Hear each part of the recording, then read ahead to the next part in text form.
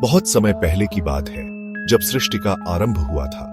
भगवान ब्रह्मा ने इस संसार की रचना की, परंतु सब कुछ शून्य और नीरस था।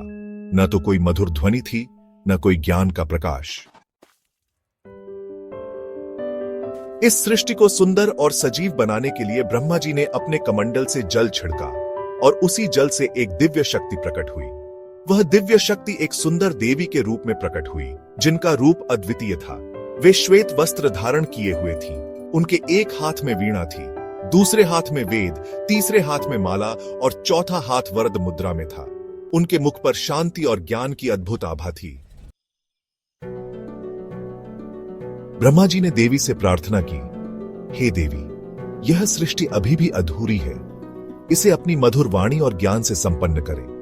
देवी मुस्कुराई और अपनी वीणा के तारों को छेड़ा।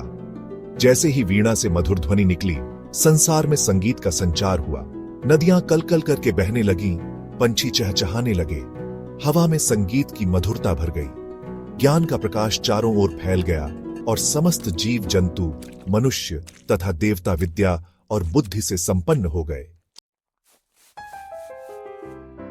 ब्रह्मा जी ने प्रसन्न होकर कहा, हे देवी, आप इस सृष्टि की विद्या और संगीत की अधिष्ठात्री होंगी। आपको सरस्वती के नाम से पूजा जाएगा।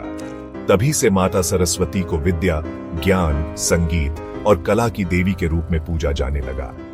वे विद्यार्थियों, संगीतकारों, कवियों और सभी ज्ञान सीकर्स के लिए प्रेरणा स्रोत बनी।